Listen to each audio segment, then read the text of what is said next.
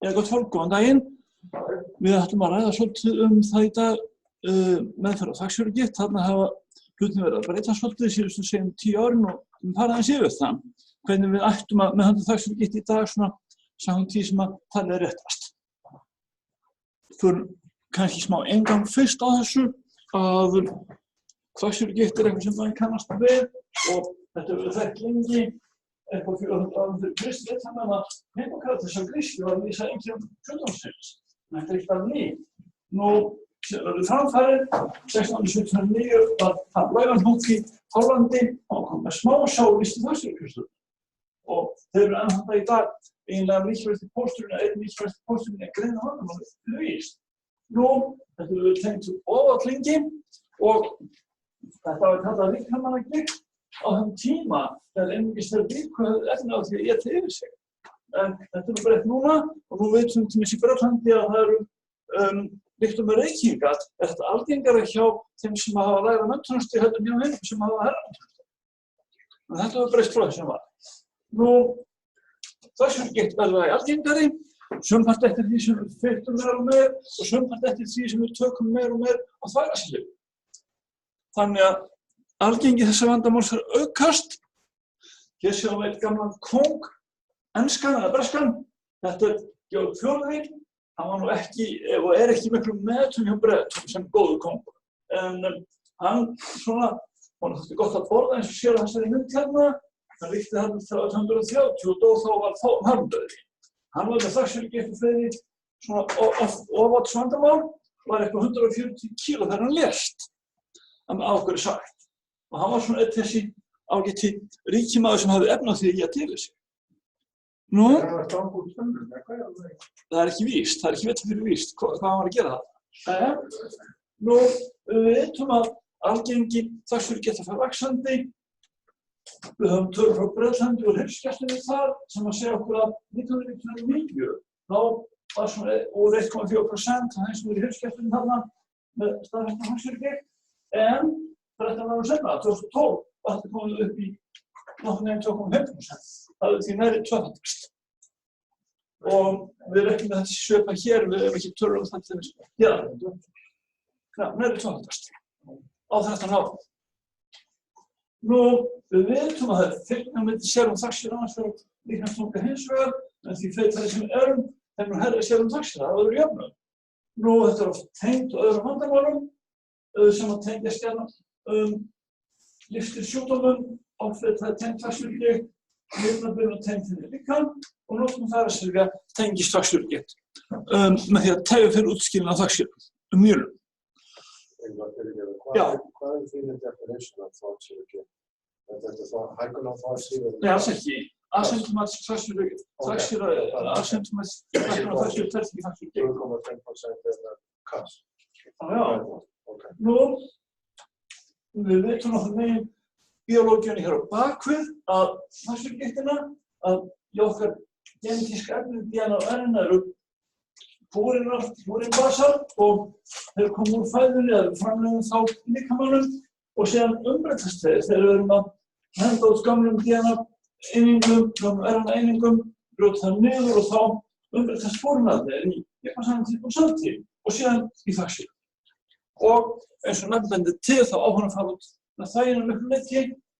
2/3 af okkar þvagsýru fer væntanlega út með þvagi, restin leysist upp meltingarveginn. Nú prímar þvagsjúkdómsgikt. Þetta er það sem er algengasta afbrigðið og hér gerum við ráð fyrir að hún sé prímar, það sé að það er ekki þekktur undir í sjúkdómur beint, eins og efnaskiptasjúkdómur eða þvagræsilyf eintak eða slíkt. Flestir eru karlmenn í eldri kantinum og það sem einkennir þetta fólk er að útskilnaðurinn á þvagsýru of hægur. Gallinn í nýrunum er ekki þekktur vissu, þetta er gallinn í seytingu eða gallinn í endurupptöku úr túbuli í rennis á þvagsýrunni. Nú, síðan er annað sem er til vissulega, það eru meðfæddir erfðaskiptagallar sem eru til, þeir eru kannski til staðar hjá einhverjum 20 af þeim sem hafa þvagsjúkdómsgikt. Það eru vandamál eins og Leishman-syndrom, aukning í PRP-syntesa og glucose 6-fosfatase skortur Hún Kirkjusjúkdómur. Þetta eru raritet sem við sjáum lítið það. Nú, sérhundu þaksjúkdómur hins vegar alveg. Og við sjáum þetta stundum hjá fólki með til dæmis mýalóma, að þá ofrar næsta þaksjúri sem getur valdið þaksjúrugigt, við sjáum þetta einstaklega. Og það sem svo allra mest er skertur útskynnaða þaksjúrum vegna annars nýrnabilunar eða vegna endurtókna þessi lyfjum.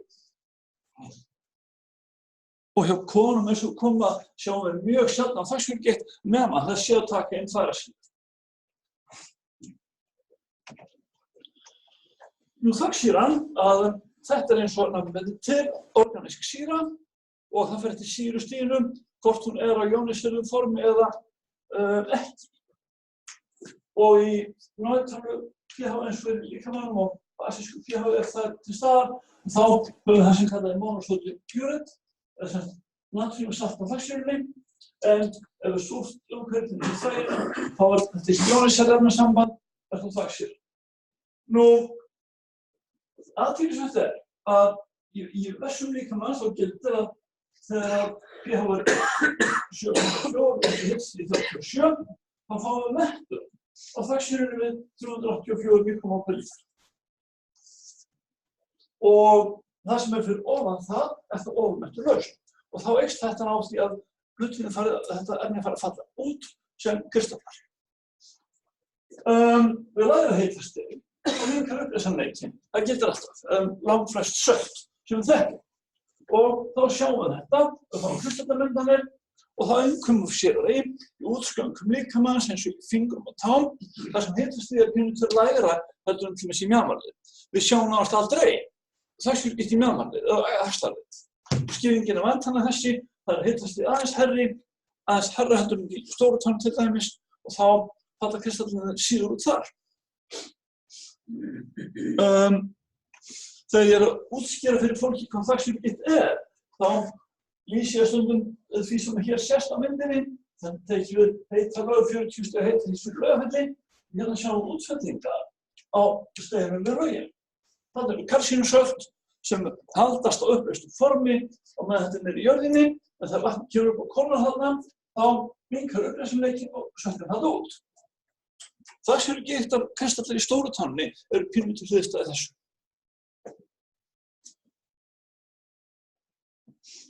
Nú, við nefndum áðan að mettunarstig líkamsvessa við 37 gráður er svona 380-90 mikromól per lítill. Hérna sjáum við nokkurn veginn, ef við fylgjum einstaklingum eftir í 5 ár, þá sjáum við nokkurn veginn hverja líkur á að þeir fái þaksjúrugigt köst eftir því hvað þaksýrin há í blóðinu. Það getur því að ef þaksýrin fyrir neðan 360 mikromól per lítill, þá eru líkurnar á því að fái köst á næstu árum kannski 100, ekki meira en það. En ef þaksýrin komið yfir 600 mikromól per lítill, þá eru líkurnar á því að fái köst á næstu 5 árum eitthvað rúmlega 30-100.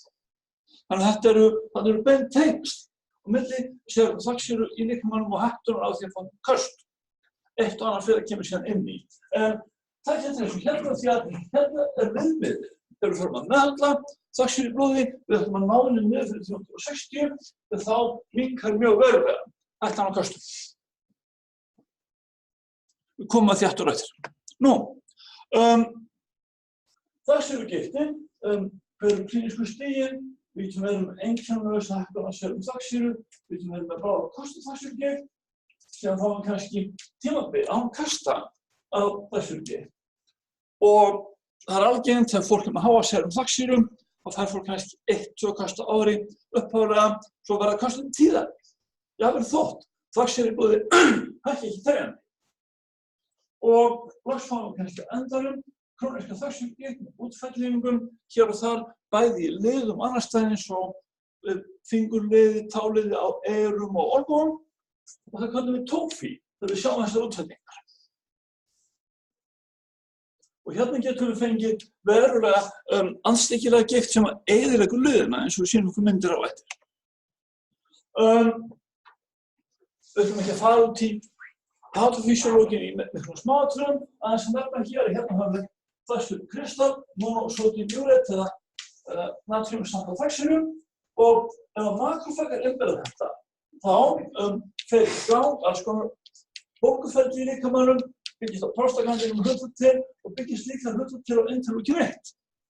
Þannig hér væri möguleiki að grípa inn í með lyfjum og það svolítið gert. Við koma prostaglandin blokkur eftir og líka interleukin 1 blokkur sem eru einstök sem notaðir hér. Og það tiltölulega nýlegt. Nú, polymorfar innbyrða þaksjúrukristalla líka og þegar maður skoðar liðvökól brottbólnum lið þá sér maður kristalla gjarnan standa í gegn polymorfana eins og spjót þeirri reiki í frumurnar. Og þarna leka það út ensím eða bólguvaldandi efni sem skipta máli eins og þau sem hér eru talin leukótrínur meðal annars og interleukin líka. Þannig þetta svona í mjög grófum dráttum það sem gerist þegar þaksjúrukristallinn myndast í vefjunum. Þetta verður ákaflega eftirfarandi ástand. Nú, ef við fáum brátt á þaksjúrugift, hvað gerist, þá kastar við í einn gangheimilið og langoftast þetta grunnliðurinn á stólutánni í meirihluta tilfella. Við getum fengið þetta í ristarliði, ökklaliði, hjálið, baraliði, eins og ólunlið, ólunbólið og smálið handan. Kastið byrjar skyndilega með nóttgjarnan, bráðum þrota og miklu verkjum og róða í liðnum og fólki kallar sem þetta tala að stóra táin sé svo heit að það mætti spæla ekki á það. Og þetta ennþá bráðara heldur maður sér eiginlega nokkuð tíma í infeksjón. Þannig að það næstum því greinandi að greina þetta frá bráðari infeksjón að þetta miklu bráðara í mörgum tilvikum heldur infeksjón í liðið. Nú, hér sjáum við bólginn lið, ekki einn heldur 2. Hér grunnliðurinn á stólutánni, brottbólgýra, þaksjúrugift og líkleg bólga hér í öklanum. Ef þetta gengur lengra, þá sjáum við þá eftir hvað sem hrindir kasti af stað. Áfengisneysla getur gert það og ég man það þegar ég var að læra í Glasgow í Skotlandi fyrir nokkrum árum að þá fengum við gjarnan kippa á köllunum sem kom inn upp á áramótunum. Þegar þau fengið sér vel neðan í því að skoskum bjór og skoskum viski áramótahátíðina og komuður inn í þaksjúrugifttakasti eftir áramótin. Áfengið bæði einhver myndun þaksjúr og líka einhvern nátt þegar fyrir útskilnaða þaksjúr mjög. Nú, sjúkdómar geta hrundið kasti af stað, sköðu getur líka, það fasta, það áverkun, einhver hættu á kasti og líka lyfjameðferð sem hækkar þaksjúru eða lækkar hana. Þetta að lyfjameðferð sem lækkar þaksjúru hrundið kasti af stað, það er hálfgerð þessum en þannig þá við komum betur að því á eftir. Nú, eftir að fyrsta kastið er gengið yfir sem gerist gjarnan á svona kannski 2-3 vikum ef ekkert er meðhöndlað, að þá flestir alveg kast innan 2 ára. Og í einni rannsókn kom fram að nærri 4 af hverjum 5 fengu annað kast og eftir 10 ár höfðu nærri allir fengið annað kast, 93%. Nú, þótt að bólgan gangi niður og ekki þar með sagt að liðurinn nái sér almennilega. Og þaksjúrukristalla sitja eftir í liðunum og það má stundum sýna fram á þá og þá ekki innan leukósít, heldur utan við leukósítana í liðunum.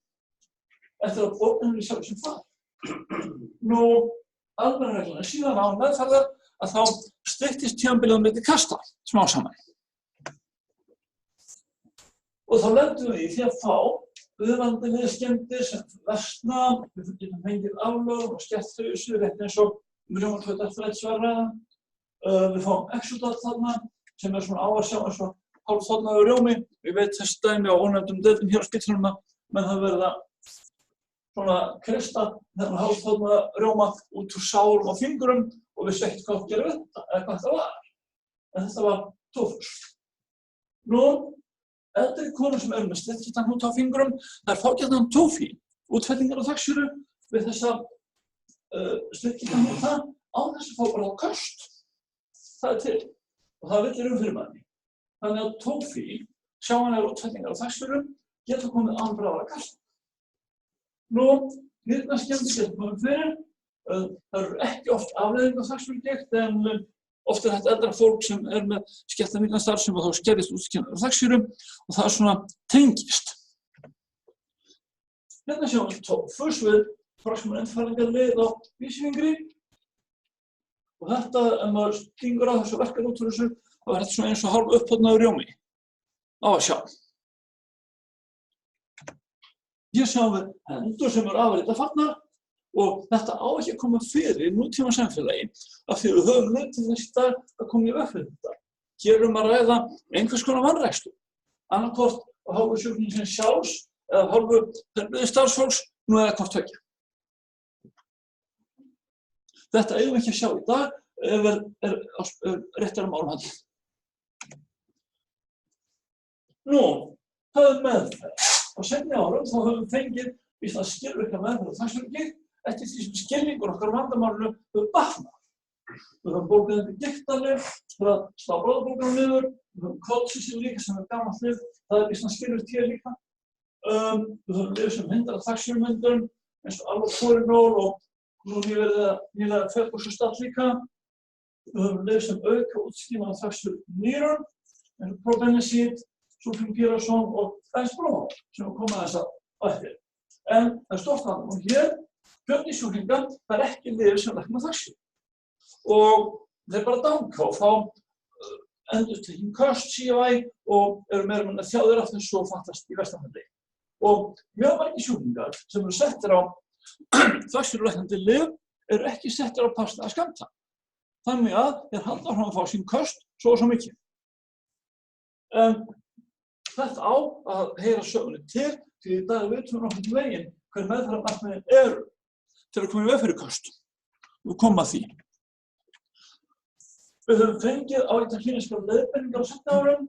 Það er nýjustu eru hér frá American College of Rheumatology 2012, frá Evrópusamtökunum 2016 og það sem nýjastir hér er síðan í júlí í fyrra frá breska geðlæknafélaginu og ég ætla að fara svolítið í þær leiðbeiningar. Þessar leiðbeiningar eru mest upp til samhljóða og við skulum fara svolítið í gegnum aðalatriði í því sem að British Society for Rheumatology mælir með. Hérna, eins og alls staðar í nútíma læknisfræði, er lögð áhersla á að upplýsa sjúkdóm. Og það getur geismiklar. Við höfum að leiðbeina með það á meðandakast sem kemur eins fljótt og auðvitað og ef við erum að taka lyf sem lækna þaksýrum eins og allopurinol þá ekki að snerta við skammtímanum og meðan kastið stendur yfir. Ekki að hagga honum. Nú, hver er meðferðin í þessu bráðakasti? Það sem hægt er að gera og þetta er ekki nöðmeðferð er að hvíla bólunum niður og haft undir fætinum til ísbakstra, þetta hjálpar aðeins.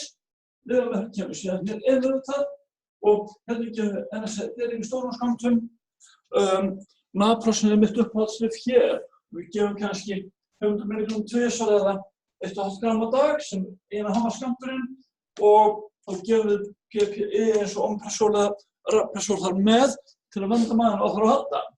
Það er hægt að gefa kolsýsin líka í bráðum kostum en það verkar ekki eins fljótt til að slá kastið niður eins og góður skammtur á annað hvort naproxen eða til dæmis indomethacin eða diclofenac. Þannig þurfum við að byrja með kolsýsin kannski 4-12 á dag. Það er vandamál og fólk fyrir niðurgang af því. En kolsýsin verkar. Ef maður getur ekki notað NSAID-lyf út af niðurbyrjun til dæmis, þá er þetta vissulega mögulegt. Að nota kolsýsin í bráðakastinu. Nú, ef kastið er bara í einum lyf, og ef hann er sæmilega aðgengilegur, ef fólk kann til verka, þá er ágætt að hafa okkur til niðurum, þá ekki maður séð hvort það eru kristallar, ef þetta var þá í einhverju vafunduröfnið, og síðan sprautum við baksterum í niður. Eins og deppmeðlur sem við höfum hér, og það virkar oft mjög vel og fljótt. Og það er eiginlega kjörmeðferð, ef til þess fólki með þaksjúkdómslyf geti kastið í hné, taka okkur til hnénu og sprauta.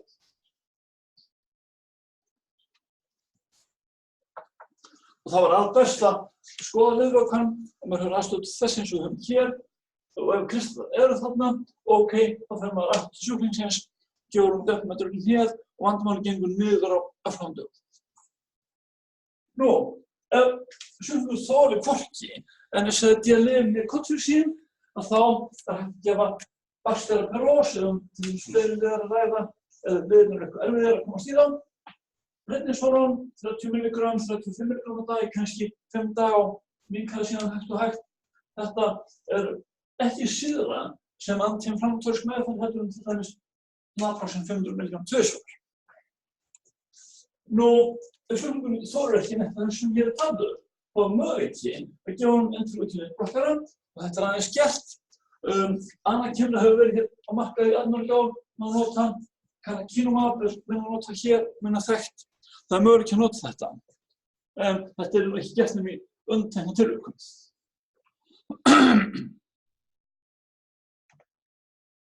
Nú, hvað svo í framhaldinu af því? Ef við erum búin að berja bráðakastið niður, hvað gerum við síðan?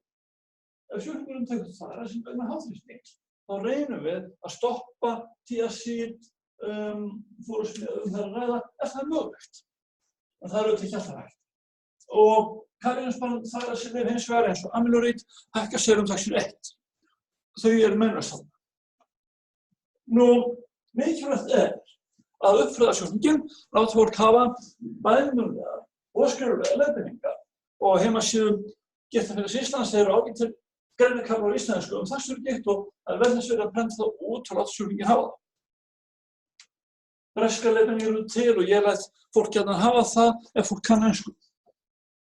Nú, við þurfum að fræða fólk orsakir og afleiðingar þvagsjúkdómsgigtar, við þurfum að útskýra fyrir fólk hvernig að meðhöndla bráðaköst og gjarnan lætum að fólk hafa með sér, til dæmis naproxen heim ef nýrun í sæmilegu standi og maginn líka og læt fólk taka naproxen af eigin framleik ef það fer í kast og því fyrr sem fólk byrja að taka naproxen í kasti þegar fyrr gengur kastið yfir.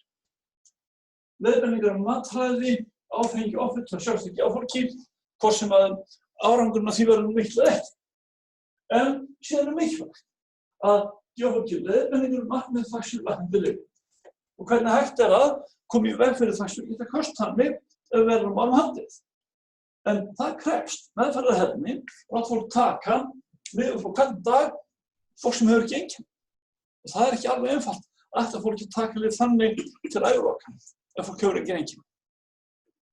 En við vitum að vöndu uppfræðsla bætir meðferðarhefni, ekki síst þegar kemur að meðferð með þvagsjúkdómslæknandi lyfjum eins og allopurinol. Nú, í dag er ráðlegt að skima fyrir öðrum vandamálum sem einstaklingurinn kann að hafa. Ef hann reykir reynum við að leiðbeina honum það, að háþrýsting þarf að meðhöndla, sykursýki kann að vera þannig til staðar líka hjá offitum einstaklingi, brenglun og blóðfitu kann að vera til staðar offita litlandi. Og það er mikilvægt að finna þessi áhættuþætti og við vitum að allopurinol getur hægt á verslun nýrnasjúkdóms þegar það er að ræða. Nú, síðan koma þessu mikilvæga pósti sem að er því miður oft ekki notaður eins og skil. Það eru lyf til að lækna þvagsýki í blóði. Og í dag er mælt með því að ef fólk kemur í fyrsta kasti til manns að þá minnst kosti ræðum að möguleika á að lækka þvagsýki með lyfjum hjá þessum einstaklingum. Það er búið að staðfest greiningu. Ekki endilega að maður setja fólk beint á allopurinol og hérna verðum við auðvitað að taka inn í óskir sjúklingsins hvað þetta varðar. Nú, við höfum útskýrt notkun lyfjanna, hvernig þau virka og að þetta er venjulega ævileg meðferð. Og það er nauðsynlegt að taka þessi lyf algjörlega reglulega og til þennan dag. Hvernig gefum við þvagsjúkdómslæknandi lyf? Ef fólk er að fá tíðköst, að minnst kannski 2 köst á þvagsjúkdómsgigt á ári, þá er það orðin ábending. Ef fólk er komið með 12 útsendingar af þvagsjúkdómsgigt, þá er það heilbrigðisábending. Ef fólk er með krónískar skemmdir í liðum, er það sömuleiðis ábending. Og ef fólk er með skerta líðnarstarfsemi, EGFR undir 60 mínútum, þá er það minnst kosti relatív ábending til að fara út í allopurinol meðferð. Og hvernig byrjum við meðferðina þvagsjúkdómslæknandi lyfjum? Við höfum aldrei að gera það í kasti af þvagsjúkdómsgigt. Það er kúnstfell sem maður sér því miður alltaf oft. Maður er að bíða. Það gerist. Mjög oft er það að fólk lengir kastið.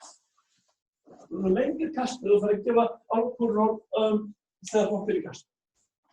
Og við komum betur til eftir að þegar maður setur fólk á þvagsjúkdómslæknandi lyf eins og allopurinol og febrústað, maður verður alltaf að gefa fólki fyrirbyggjandi lyf með til að koma í veg fyrir að kast komi þegar þvagsjúkdómslæknandi byrjar að lækka. Og það er þessi paradox sem að maður skilur einu að tæmast. Það er eitthvað með það að gera að liðið eins og Árborg og Feiburgstad þau leysa upp ákveðin púr af þessum kristöldum og þegar þau koma á ferðina þá fellur þú til að vera öðru kasti. Líka, þarna er betra að útskýra fyrir fólki þegar kastið er gengið yfir að maður sé að fara í gang með þessa langtíma meðferð og að það skiptir máli hvernig að hann er staðið. Það er betra að gera það þegar fólk er ekki bráð og kasti af þessu. Nú markmiðin hér eru skýr, við höfum að nota nógu stóra skammta af þessum lyfjum, Allopurinol, Febuxostat, til að ná sérum þaksir undir 360 mikromolar. Eins og við sáum áðan að ef það tekst á minnka mjög verulega, það er líka náttúrulega því að fólk fær í kast. Og síðan þurfum að halda þaksirinn hérna undir 360 evrót. Ef fólk er með mikla útfellingar eða skemmtir í liðum á þaksirki, þá er það reynt að fara neðar undir 300 mikromolar per lítr því að þá gengur hraðar að þessi tófi, þessar útfellingar leystu. Og síðan hafa þetta slaka á, kannski eftir 1-2 ár, þegar útfellingarnir eru horfnar og leyfa fólk til að vera upp undir 360. Og þarna skipta blóðmælingar mjög miklu. Nú, hvað er notum við? Allopurinol er fyrsta lyfið hér. Það hefur verið í notkun síðan upp undir 1960 og hefur skipt alveg sköpum hér. Hérna skiptir máli að byrja með litla skammta og títrera síðan skammtinn upp hægt og hægt með þaksýrumælingum. Byrjum með 50 mg á dag, 100 mg á dag og þetta fer eftir því hvað nýrun er í góðu standi. Og ótrúlega oft er maður að fást við fólk hér sem er með skertan nýrnastarfsemi meira og minna og þá þarf maður að passa á þessu. Það byrja ekki með óstóran skamt, þú komum betur á því að þetta. En markmiðið verður hér alltaf að ná serum þaksýrunni niður fyrir 360 mikromolar per lítr og halda henni þar. Og til þess þurfum við í mörgum tilvikum ekki 300 mg, heldur að meðaltali 400 mg Allopurinol á dag. Það er meðalskammtur sem þarf til að ná serum þaksýrunni niður í þessi viðmiðunarmörk og halda henni þar. Þannig að 100 mg Allopurinol sem á sér stundum, fólk er sett á 100 mg Allopurinol og sagt síðan að fara heim og koma ekki aftur, þetta eru svona eins konar smáskammtalækningar sem er ekki rétt á sér. Nú, síðan vitum við að ef við byrjum með litla skammta Allopurinol, þá er minni hægt en ella á því að fólk fari í brottkast þegar þaksýrinn fer að lækka. Og líka, það sýnir sig í fólki með nýtabjörnum, það er minni hægt á alvarlegum útbrotum sem geta verið mjög hættuleg ef við byrjum með litla skammta og títrað hægt upp, kannski aukning skammtann kannski 4 vegna fresti. Sko þegar við byrjum að gefa Allopurinol, þá er þaksýrinn að lækka strax í 2 daga. En það er ekki komið jafnvægi fyrir eftir kannski 2 vikur. Og það talið passa þetta aukningsskammtinn Allopurinol á cirka 4 vegna fresti. Og með þá við serum þaksýrumælingar. Nú, hvernig virkar Allopurinol? Við brúðum þessari mynd hér koma púr í basinni sem við nefndum áðan, út í hann á erunum, þetta umbreytist í hypoxantín. Hypoxantín oxiderast síðan í xantín, xantín oxiderast í þaksýrum og ensímið xantín oxiderast í sérumna. Allopurinol blokkar þetta ensím á svona nokkurn veginn óafturkræfan hátt, þannig að ferlið stoppar hér. Þannig að útskiljast þægir, hypoxantín og xantín er ekki þaksýrum. Er ekki með sko tellindamæli og þannig virkar Allopurinol nokkurn veginn.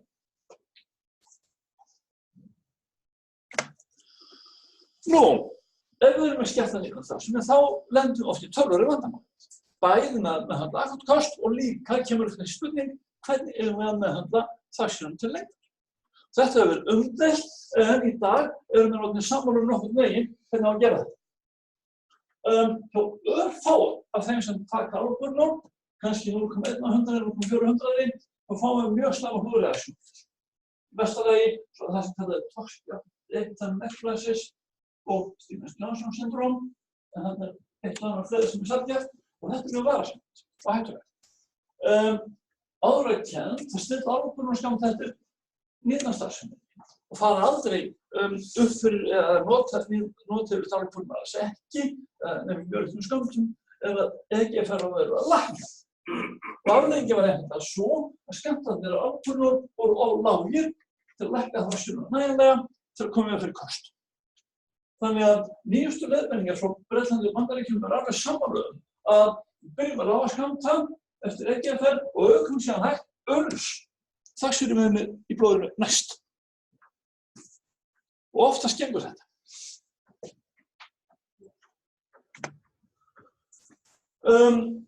Hér svona tafla sem eftir frá Bandaríkjunum það hvernig við getum farið að byrja með alpúrnum eftir því hvað EGFR sína það í nómrúli Ef hann undir 5 millilitra á mínútu, þá ef hann gefa 50 mg alpúrnum einu sinni í viku.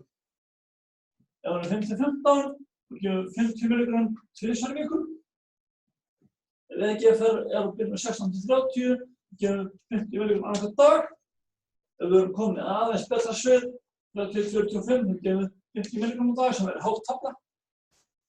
Ef 46-60 gefur hálfa tölu annað hvern dag, en tölu hinn daginn. Ef hún komin í betra svið, 60-90, þá gefur 1 tölu 100 mg á dag og jafnvel síðan stærri skammt og ofar en þá myndum við gera það. Þetta svona nokkurn veginn viðmið, hvernig við getum farið að ef fólk með nýrnabilun á misháu stigi til að byrja með og síðan aukum við skammtur kannski 50 mg á 4 vikna fresti þar til við náum sérum þvagsýrunni niður í viðmið innan þessara terapeutísku marka undir 360 allavega. Nú,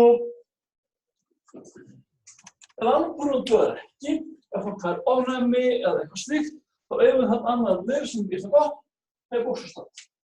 Þetta við höfum haft í 10 ár og það notað svolítið hér, en eins og mörg ný lyf þetta geysilega dýrt. En patent þegar detta úr Orek og þá fáum við ódýrari MeToo-preparat fljótlega. Þetta lyf eins og alpúrnum bremsar samsýn oxidasa og þetta gerir einu skammtíð. Ofta mælt með 80 mg á dag til að byrja með og það má fara með 120 en maður nær ekki viðunandi lækkun á sérum þvagsýru á 80. Nú, við vitum að þetta lyf virkar til að lækka sérum þvagsýru heldur til dæmis 300 mg á alpúrnum á dag. En þetta býsna virkt lyf. Þetta bannað ef fólki með mannfæst kransæðarsjúkdóm og hjartabilun, þá það getur gert út af verri, og þá notum við þetta ekki og við vitum að það valdur ákaflega sjaldan neinum slæmum húðvandamálum. Þannig að það má nota þetta býsna vel ef alpúrnum bregst. Sem dýrt lyf en væntanlega kemur verðið niður á komandi árum þegar upprunalegi framleiðandinn missir patentið. Nú við eigum þetta lyf líka sem má nota til að lækka sérum þvagsýru með því að auka útskýrðan nýru. Og þetta eru 3 lyf á markaði í Evrópu, sulfonylurea, probenecid, þessi lyf má nota en gallið þarna sem maður lendir oft í praxis að þessi lyf eru gagnslaus ef EGFR ekki nokkuð meðvirkt. Ef nýtnastarfsemi ekki kjörið eðlileg, þá verka þessi lyf illa. Þarna eru annar lyf, það þriðja lyf eftir að sagt, Bensbromarón, og það má nota ef EGFR að minnsta kosti 20, sem sagt í töluverðri nýtnaskerðingu. Þannig að þetta möguleiki eins og það með 1.000 mínum vegum á Bensbromarón. Þetta undanþágulyf og þarf að sækja undanþágu fyrir því með tilfæring. Stundum það að nota saman þessi lyf sem auka útskýrðan þvagsýrum pluss samtínoxidasa blokkana. Og það má nota með Bensbromarón pluss alpúrnum saman, þá fær maður hraðar upplausn á 12 feet til dæmis í fellingu. Þetta möguleiki. En reyndar ekki oft notaður. Nú, hérna komum við að því sem mjög mikilvægt en oft vanrækt. Að það að fyrirliggja eitthvað köst þegar fólk sett á þvagsýrulæknandi lyf. Þetta skiptir mjög miklu máli. Því að þegar við byrjum meðferð með þvagsýrulæknandi lyfjum, þá mjög miklu bráðum köstum og hún stendur svo hægt að vara í alltaf 6 mánuði. Þannig við höfum að gefa öllum sjúklingum sem eru settir á þvagsýrulæknandi lyf, fyrirbyggjandi lyf til að reyna að koma í veg fyrir bólguköst. Og í dag mælt með því að sú meðferð standi í 6 mánuði. samfélag. Það lyf sem er sent efst á blað hér í dag sem ákjósanlegt lyf kolchicin. Þetta gamla. Og það má gefa eftir nýrnastarfsemi 0,5 mg tvisvar eða einu sinni. Ef ekki fer lækkað þegar 60, gefum eina töflu. Ef ekki fer kannski 10-30, gefum eina töflu annan dag eða þriðja dag. Og það er að nota NSAID sem fyrirbyggjandi ef nýrnastarfsemin í lagi og ef að engar kontraindikasjónir eru fyrir hendi. Blaðbrosin til dæmis 250 mg tvisvar sem lágur skammtur í sjálfu sér, en þetta á að duga sem fyrirbyggjandi. Og þannig þarf að skoða ekki okkur til magavernd með PPI eins og Omeprazol eða Raprazol líka. En það er mjög mikilvægt að gera þetta. Þegar við setjum fólk bara á lyf eins og Allopurinol og ekkert annað en það, þá eins fyrst fólk verið beint í kast og missir tiltrúna á þessari meðferð. Þannig skiptir uppfræðsla geysimiklu máli. Það útskýra fyrir fólki að fólk þarf þessa meðferð í cirka 6 mánuði og þá er þetta að stoppa það yfirleitt. Nú, þetta er svona verða búið. Við drögum þetta aðeins saman. Við getum sagt að þvagsfylgiktin er alvarlegur ristsjúkdómur og algengi þvagsfylgiktin fer vaxandi. Þvagsfylgiktin er oft ranglega meðhöndluð eða vandlega meðhöndluð og úr þessu má vissulega bæta. Í bráðum köstum notum við kolchicin, NSAID-lyf eða bakstera. Uppfræðsla skiptir geysimiklu máli og bætum meðferðarhefni sem er vandamál hér ekki síst þegar kemur að langtímameðferð með þvagsjúkdómslæknandi lyfjum. Og fyrir flesta gildir, og þetta er eitthvað sem að fólk hefur ekki almennt meðtekið hér ennþá, þótt þetta sé búið að vera í leiðbeiningunum í 10 ár. Við þurfum að lækka þvagsjúkdómana undir 360 mikromol per lítra og halda henni þannig og tímabundið. Og meðferðin er yfirleitt ævilöng og það þýðir að við erum að mæla þvagsjúkdóma alloft fyrsta árið og kannski árlega. Eftir að komið jafnvægi á hlutina, í og með til að hafa kontakt sjúklinginn og viðhalda meðferðarhefni. Mæla sérum þvagsjúkdóma árlega í blóði. Ef fólk kemur niðurbyrjun, þá notum við Allopurinol, það er eftir lagi, en við þurfum að passa okkur á skammtinn. Við erum að lága skammta og þoka skammtinn hægt og hægt, þangað til þessi almennu viðmið nást. Og oftar en ekki að það hægt og það er ekki talið kontraindikasjónir lengur. Nefrológar í Bretlandi og Bandaríkjunum eru okkur gigtlæknir sammála þetta. Ég veit það. Nú, við höfum að gera fyrirbyggjandi þegar við 6 mánuði í byrjun meðferðar með þvagsjúkdómslæknandi lyfjum til að koma upp fyrir kost. Meira var það ekki, takk fyrir.